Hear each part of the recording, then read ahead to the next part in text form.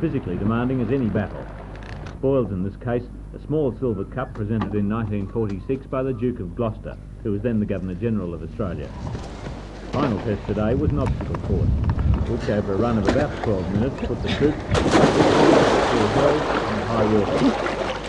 Earlier in the week they'd faced such tests as a 15-kilometre forced march followed by a target shoot.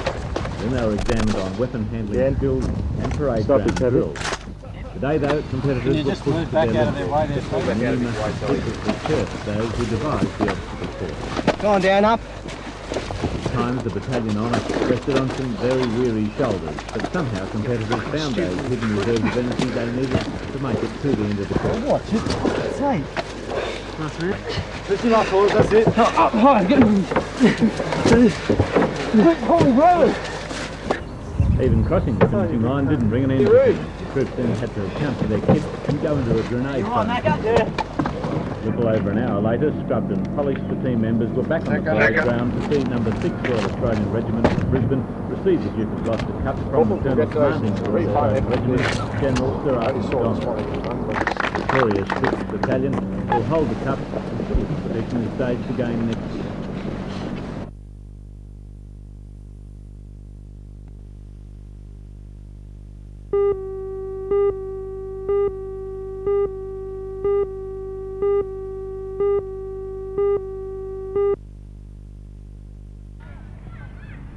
Little athletics has really taken off. In New South Wales alone, there are an estimated 34,000 youngsters between the ages of 6 and 12 taking part. In the Hunter Zone, which includes Cessnock, Curry and East Maitland, more than 1,000 children are registered. In this weekend's championships at Maitland Sports Ground, the youngsters competed in a wide range of athletic events, from sprints and distance events to high jump, shot put and even discus. One can't help but thinking that if the youngsters put this much into sport in the years ahead, then quite likely they'll be the champions of the future. The youngsters who succeed in their events over the weekend will be eligible to compete in the regional championships for the whole of the continent early this year. Second call for field events, for track events, track events 11 and 12.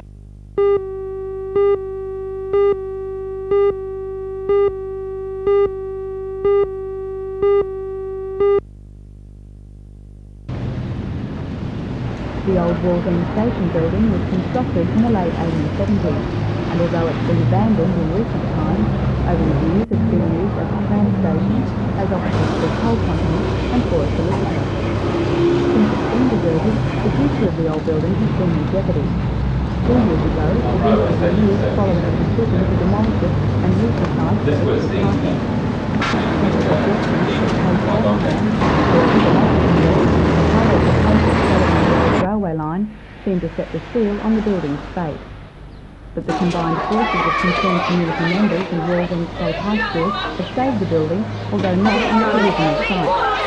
A plan to relocate and restore the station as a museum in the school grounds has attracted a $65,000 community employment grant.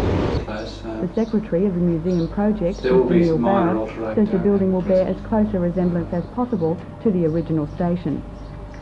We're hoping to do an actual reconstruction of the building. It may be on a slightly smaller scale, but basically the same. What will the museum be used for? Well, it's a resource for the Wallsend area, basically. There's a lot of local history material around. We hope to collect all that material, display it there, and have both the public come in and also other schools within the area.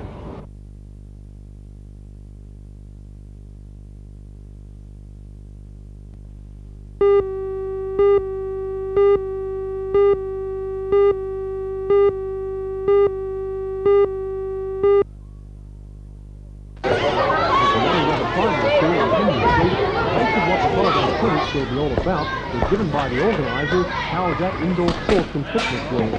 Here the youngsters are feeding some free getting so on. You've got to manage a stronger hand, isn't it? Including How's That manager Bill White. In quickly! Take my eyes off the ball as well and get for the next one.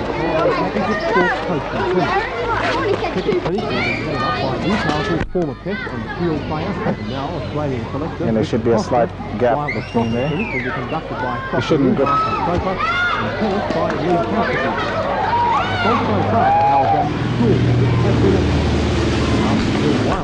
he was confident that Strait during the Christmas holidays would be equally attractive to the youngsters.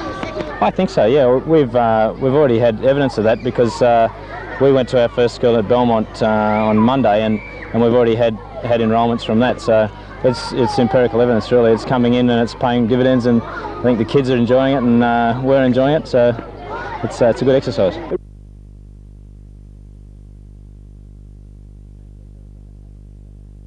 I don't think there's ever been a package of coaching schools, and certainly there hasn't been any that's been of this quality, with Marshall Soper doing the soccer, Rick McCosker doing the cricket and Lee Pasterfeld doing the tennis. I mean, there's three people who have represented Australia at all levels.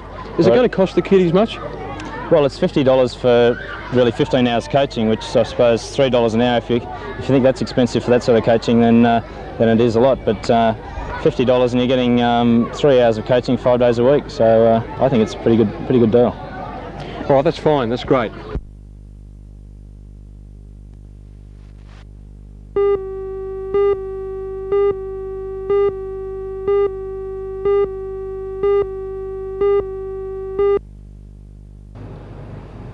The seminar held at City Hall last night was part of Mind Your Own Small Business, an Australia-wide campaign by the JC to help the small businessman.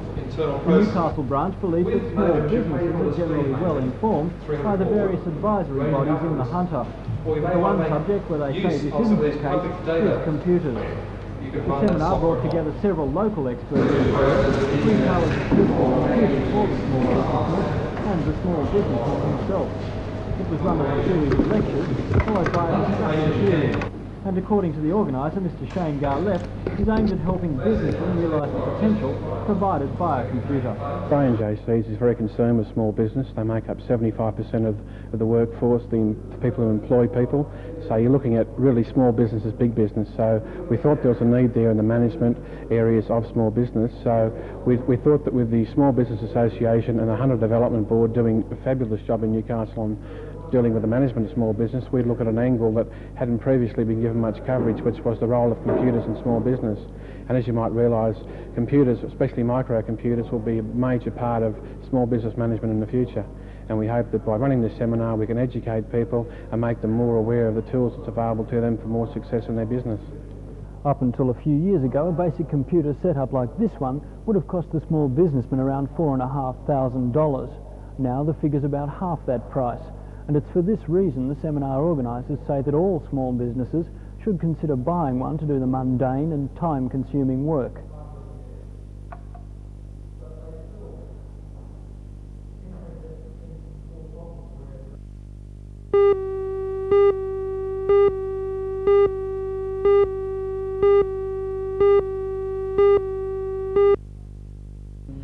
The council last night accepted a study on tall building developments for the townships of Nelson Bay and Shoal Bay and effectively made way for controlled development of tall buildings in those areas. Because if we're saying that, we want to spell it out in those terms, to deal with the because at least environmental he has a impact of right. any such developments in the area. One of the focuses of the study was a proposed development by the Shoal Bay Country Club to build a stepped extension up the hill at the rear of the existing building. In accepting the study, the council gave the go-ahead for this development. As well as assessing the environmental impact of tall building development, the study also dealt with the likely demand for such development and the identification of areas where the development can occur. According to Councillor Jack Collins, the acceptance of the study will not lead to a drastic change in the face of Port Stephens.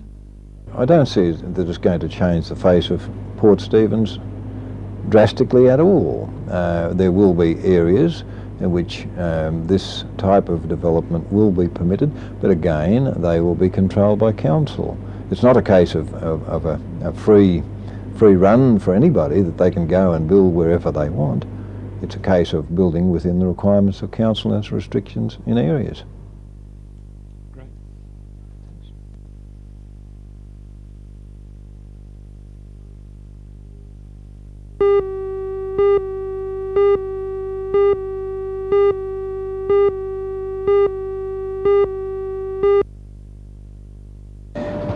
Although researchers routinely test sudden infant death syndrome, the barely uncommon but tragic problem still Sudden infant death per 1,000 born monitoring program. each year. In the Hunter area, 12 deaths each year are attributed to kids. testing that we have observed birds. Thank you very much. And I would like to say thank you to all the Apex clubs of Newcastle on behalf of everyone at the Mater Hospital. The recorder will be used as part of an overnight monitoring system for near-miss or at-risk stages. Newcastle paediatrician That all we can show, I think. Recorder on a young volunteer. Terribly an infant death monitoring program in Newcastle, and this is and the Royal Alexandra Hospital for Children at Camperdown. Apex, and he has approach to the use of things like home monitors. There was still no answer or cause to be found. The recorder monitoring system, he said, would help greatly in keeping watch on those infants who could be susceptible.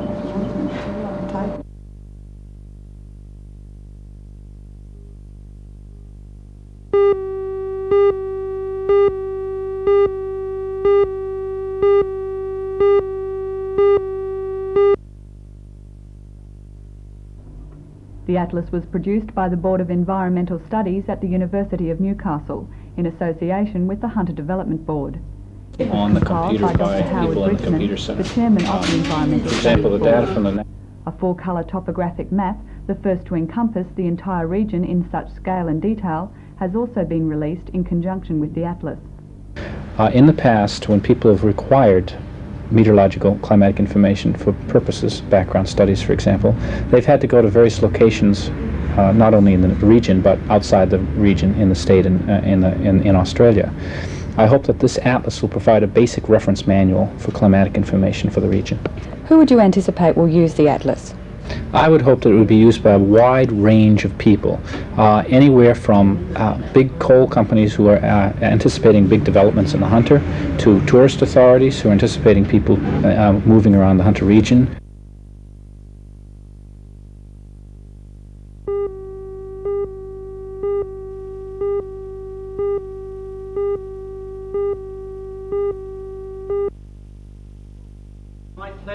The scholarships were instigated in 1980 by the then Managing Director of Gunninan, Mr Bill Eddy, to promote excellence in the field of management. The Howard Smith Group and the Newcastle branch of the Australian Institute of Management teamed up to offer the scholarships to a number of people selected as being the most promising employees in the region.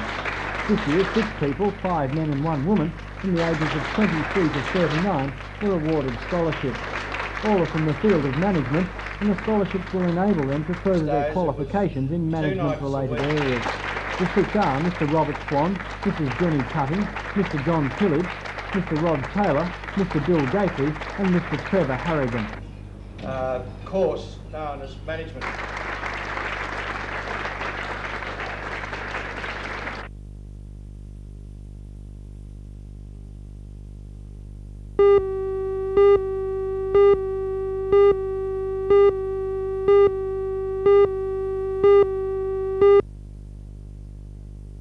What I'd like to say, Manager of the Hunter Development Board, Mr Jeff Connell, Ms Peter Evans from the Chamber of Commerce, and Secretary of the Chamber of Manufacturers, Mr Mike Tyler, believes Newcastle's active has been fully realised. They say the improved transport system and increased use of port facilities will ensure the About this far out will do. But what about the recent retrenchment in the metal manufacturing industry and the number of ships waiting offshore? And we're not blind to these problems. But the point we're trying to make at this point is that the area generally is not just in these small industries or small areas. Of course, the steel industry is not small; it's a very substantial, and will continue to be, we believe, contrary to certain press coverage that has emanated from areas within Newcastle within the last week or so. We believe and we have confidence in the steel industry. Of course, it's going through a difficult time at the moment, as the steel industry is right throughout the world. And yes, they're very real problems, but we're very confident that with efficient management, they'll be overcome.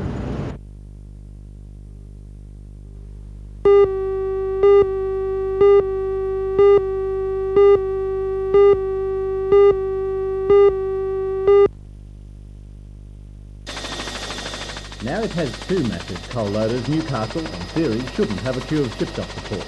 But the facts are there are 22 ships waiting to take on coal. And that queue will continue into the new year, even if the strike ends immediately. Over the past 2 months, a surge in coal demand has shown up weaknesses in the coal transport chain. Even before the strike began, in the first 3 weeks of November, the SRA has not been able to deliver the volume of coal needed to clear the backlog by the end of January. Now the trains have stopped, no coal is reaching the Kooragang loader, and only about 20,000 tonnes a day are being trucked into the Port Waratah loader. Even with the trucks running flat out, it's not possible to come near moving the 100,000 tonnes a day that are needed. The port itself is geared up to handle a much greater volume of coal. Dredging of silt from the channel, which had caused some loading restrictions to be placed on larger vessels, will be complete tomorrow. Ships are now arriving off the port at a slower rate than last month, and coal loading officials say they believe that it should be possible to get the situation under control again by early next year. But that depends very much on the SRA. At least 40 coal trains a day need to reach the port if Newcastle coal shippers are not to be embarrassed in the fiercely competitive international coal market. That's good, yeah. What worries coal exporters is that over the last 2 years the Hunter has improved its reputation for reliability, and overseas coal customers have believed promises that they'd never again experience the disastrous delays of 1982. Now, if there's any indication that those promises can't be fulfilled and that the Hunter can't deliver the goods, then those customers are inevitably going to look elsewhere for more reliable sources of supply.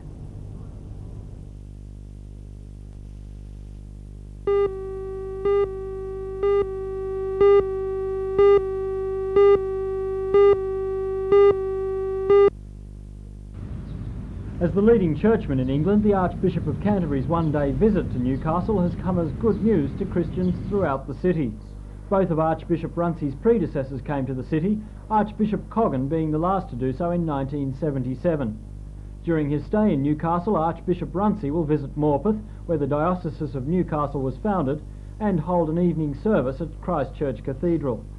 According to the Dean of Christchurch Cathedral, Dean Graham Lawrence, the visit is an important part of the Archbishop's role as the spiritual leader of the Anglican Church worldwide. The Archbishop is the leader of the world's 60 million Anglicans, and he likes to be able to visit the various, what we call, provinces of the Anglican Communion throughout the world. And he's coming to spend a month in Australia, and he wanted to be able to visit not only just Sydney and Melbourne and Brisbane, but to be able to see something of the life of the Church beyond the really great capital cities. And we believe that Newcastle has a tremendous amount to show him about the life and vitality of the Church in both a smaller city and in the country areas of this state. How much of an honour is it to have him coming here? Well, we believe it's a very great honour indeed. He could have chosen, of course, to go anywhere else, and we're very happy that he's going to come to Newcastle, and especially to this cathedral, to join us in worship. From the Church's point of view, how important is his visit? His visit's very important because it's a constant reminder to us of our roots with the Church of England, and also a reminder to us of our fellowship with men and women right around the world.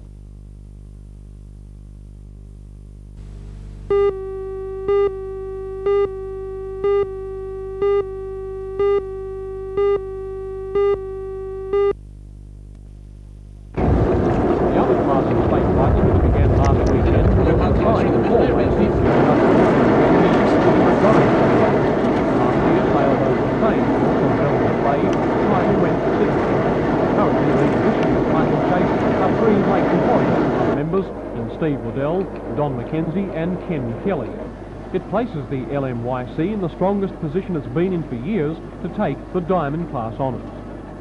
On the other side of the lake, from the Toronto Royal Motor Yacht Club, the always competitive International 505 sailing class state titles will be decided. Here again, the local contingent will be hard to beat, with the Toronto area renowned for producing the best in the world in 505 sailing. The new state champion is expected to emerge from an elite group of competitors, including ex-world champion Terry Kerwood, current state title holder Paul Remington, current Pacific champion Peter Hewson, reigning world champion Dean Blatchford, and Sydney's current Australian champion David Porter.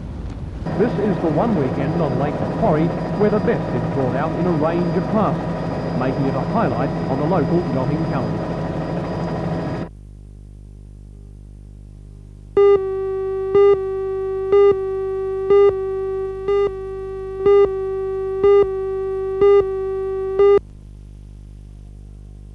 On the island. $520 anymore. $520, pilot. $520 anymore. $520. Your bid, sir. 200, 220, 280. $300, $100, $650, $700, $700 anymore at $700 more. Ladies and what? $40, $50, $60,000 at $30 anymore at Los Vicente, $140, $150, $160, $170. Cabinet was purchased by a London buyer. The glassware, however, brought the most interest, with very high bids being received for a collection of 8 Grimwade strawberry dessert bowls, a reminder of the days when Australian high-quality cut glass was still being produced. The total 267 lots brought $402,000, more than $50,000 more than was expected by the auction house.